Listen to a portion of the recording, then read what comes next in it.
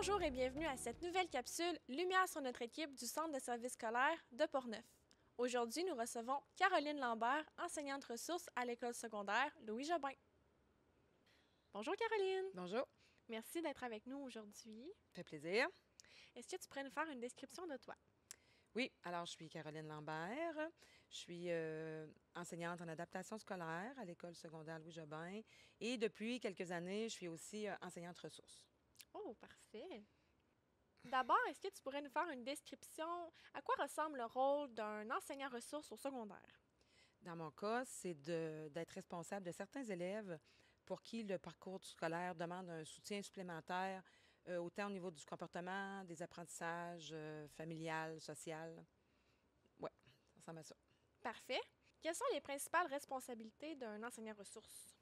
OK. D'une école à l'autre, les responsabilités peuvent changer. Dans mon cas, à l'école secondaire Louis Jobin, on a des enseignants ressources qui sont reliés à une matière précise.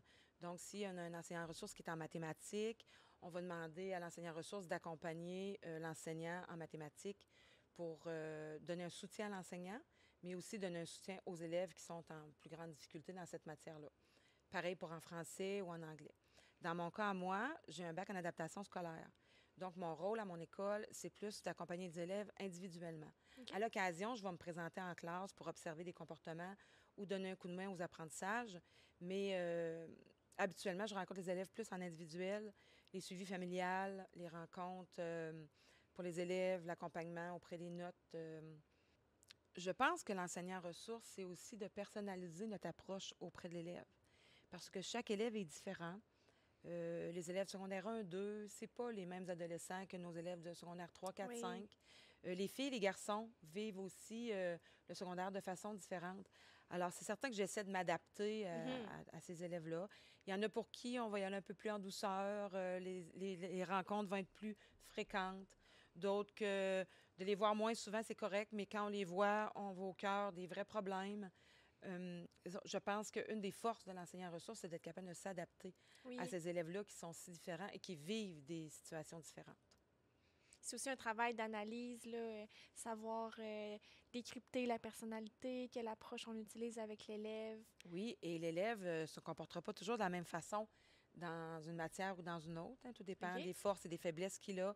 Alors, des fois aussi, auprès de l'équipe école, à chaque cycle, nous avons une rencontre pour les secondaires 1 ou les secondaires 2, et moi, je participe à toutes ces rencontres-là.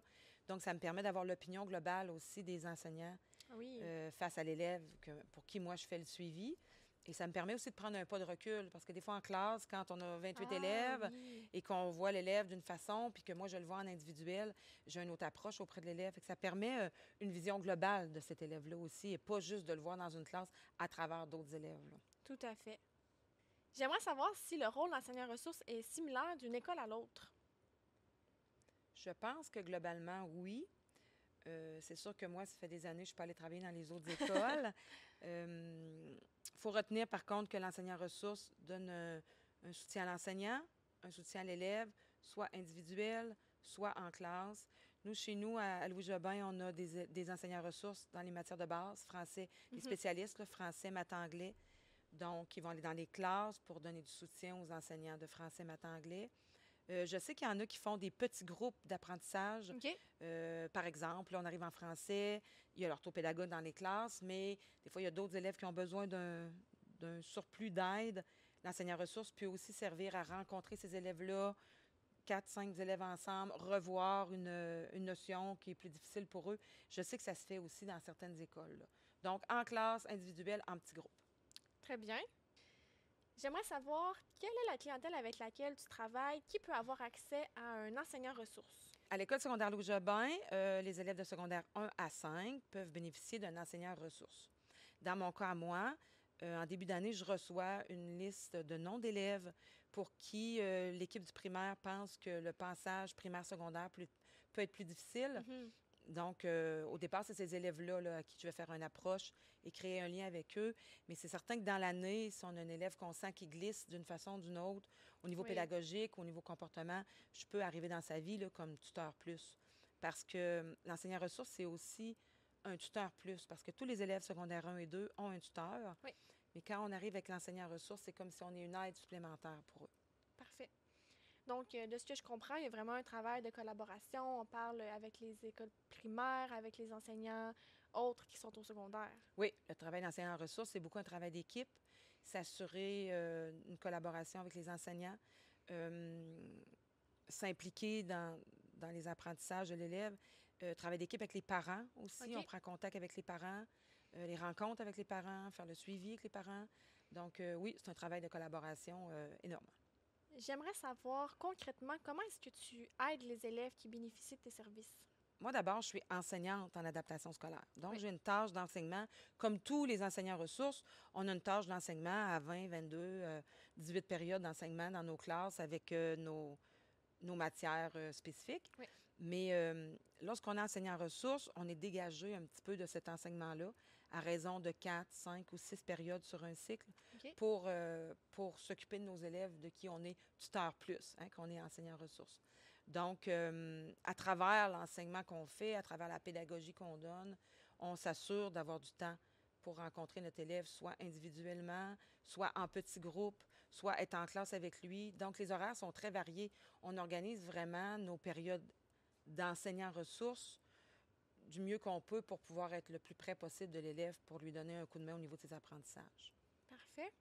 Quand on a une approche plus individuelle avec un élève, donc les moments où est-ce que l'élève a une rencontre avec l'enseignant ressources, comment est-ce que ça se déroule, ces suivis-là et ces rencontres? En début d'année, on va rencontrer l'élève pour faire connaissance. Oui. Alors, lui expliquer le rôle de l'enseignant ressources. Moi, je vais dire souvent à l'élève, je suis un tuteur plus, une maman plus, un papa plus. Des fois, je dis une tape dans le dos de plus parce que, fait que la présentation globale de qui on est. Ensuite, on regarde un peu là, ce qu'il aime, ses intérêts, Oui. les choses qui sont plus difficiles pour lui, comment il se sent dans son école. Les premières rencontres peuvent ressembler à ça. Parfait. Ensuite, les rencontres suivantes, on y va beaucoup plus au niveau des bulletins, des notes, des traces pédagogiques que les enseignants ont accumulées, de voir où il y en est au niveau pédagogique, réussite ou échec. Parfait. On parlait tout à l'heure du lien qui est créé avec le parent. Que dirais-tu aux parents des élèves qui ont besoin de tes services? De collaborer avec les Oui. enseignants ressources. Beaucoup de parents vont penser que quand l'élève arrive en secondaire 1, il est grand, il va être autonome, c'est Ah. maintenant le secondaire. Alors moi, je le laisse aller dans son autonomie. Mais souvent, l'enseignant ressources permet de rappeler aux parents que le passage primaire-secondaire, comme j'ai dit tantôt, est difficile Mhm. et que c'est important de continuer d'encadrer son jeune et de l'accompagner dans ses apprentissages scolaires.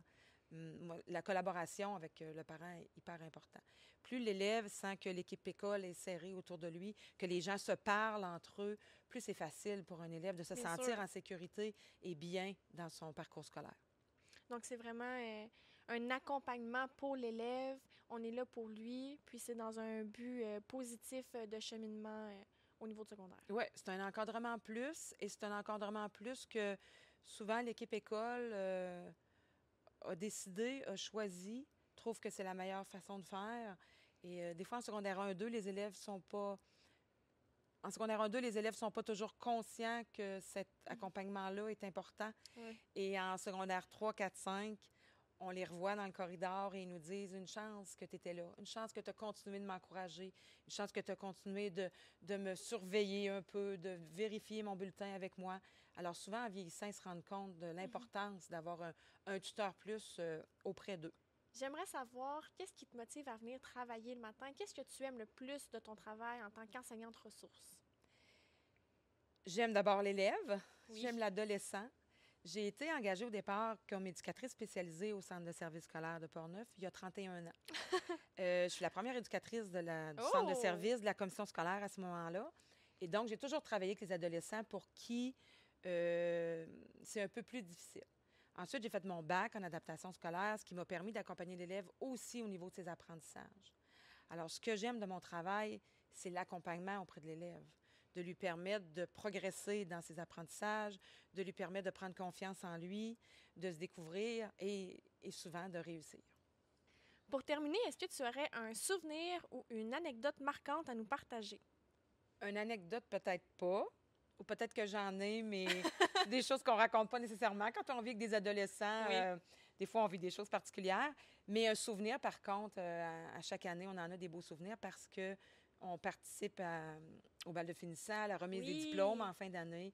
Il y a des élèves, et moi et mes collègues à Louis-Jobin, enseignants ressources, ont suivi des élèves pendant 5 ans. Mhm. Alors, quand on participe à la diplomation avec eux, qu'on est à la cérémonie de diplôme, qu'ils reçoivent leur diplôme, ça, je pense que c'est les plus beaux souvenirs qu'on peut avoir. Un beau moment de succès. Oui, voilà, parce que c'est le but hein, de la réussite de Ben oui, l'élève, c'est au cœur du rôle de l'enseignant ressource. bien sûr. Merci Caroline de ta présence. Je suis très contente qu'on ait pu mettre en lumière le rôle d'enseignant ressources. Je te souhaite de continuer à t'épanouir dans ton travail et de pouvoir relever encore de beaux défis. Merci beaucoup, ça m'a fait plaisir.